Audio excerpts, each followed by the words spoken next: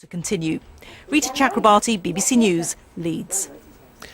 Rita there with some very big themes, and we're going to discuss some of them with the sociologist Professor Peter Saunders. He's the author of Social Mobility Myths, and he's in our Brighton studio. Peter, good evening to you. Hello, Hugh. Thanks for joining us. I'll be with you in a second, because I've also got with me the young entrepreneur Amar, who's the managing director of the Small Business Consultancy, and it's good to have you with us, Amar, as well. Thank you very much for coming. I'm going to start with you, Peter, because of that provocative title in your book, which it's provocative for a reason. We're going to start with this straight away. Social mobility myths. Is Nick Clegg dealing in myths today? Well, I think there's a huge over-exaggeration of what the problem is that we're facing. The two of the myths that I talk about in the book, the two key myths, the first one is that we have very little social mobility in this country. It's just not true. If you divide the population into broadly 3 occupational classes, what you find is that half of us are in a different class today than we were born into, than the class that our parents were in. So there's a huge amount of movement. There's movement up and down between these classes. There's actually fewer kids born into the working class who stay in the working class than move out of it, than move up. And more than a third of the children born into the middle class fail to hang on to a middle class status themselves when they get to adulthood. They slide down the system. So there's an enormous amount of interchange and fluidity and so on. And when I heard, for example, on the Radio 4 Today programme this morning, Alan Milburn, who's been charged as the social mobility czar, said, and I wrote it down, he said, invariably in this country, if you're born poor, you die poor. I was just appalled, because that is so untrue, and it sends out such a bad message to youngsters out there who are being told by government ministers and main advisors that the system is closed and there's no opportunity and so on, when actually there's huge opportunities. OK, well, let's pick that up with Amar here, because you present what for many people would be a shining example of someone who's made a pretty dramatic journey. Are you actually proving Peter right on this, which is to say that people do move on?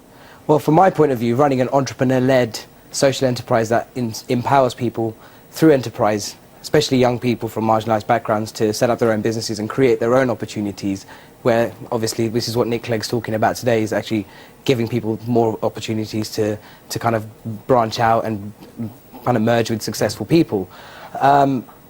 Breaking the cycle is my key theme here. Somewhere along the way, we need to be able to break that cycle. Peter's point is that there's actually quite a lot of social mobility already happening. It works in different directions.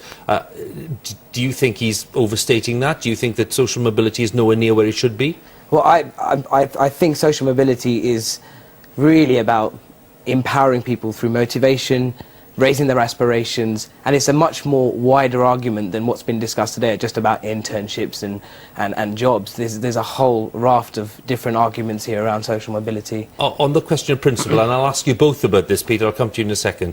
Nick Clegg's point today, which is that, look, even in 21st century Britain, class and income and parental attitudes have this enormous bearing on whether you'll succeed or not.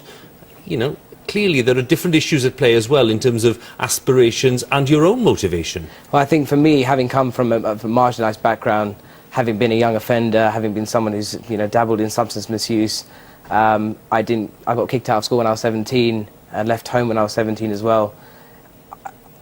My parents started off from a working class background, but I think people have a chance to create their own here. And it's really important to have the right role models. This is all about having the right inspiration and the right role models in life that can take you forward. And that's what we're trying to do in my organisation at the moment, is giving young people, those role models, the skills to go out and find their own opportunities, because it's not just the private sector giving people opportunities, it's about people trying to create their own as well. OK, Peter, to you on that principle, that even today, what your parents do, how much they earn, kind of class that you belong to, will mark you for life.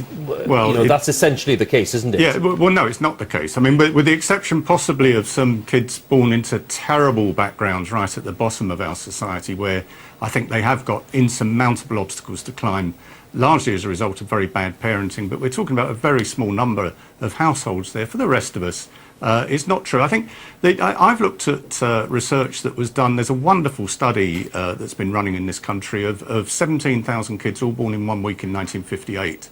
And they've been followed through into adulthood, and we've got so much information about these people, from their birth weights through to whether the parents read them bedtime stories, through to whether they truanted at school and so on, all the way through.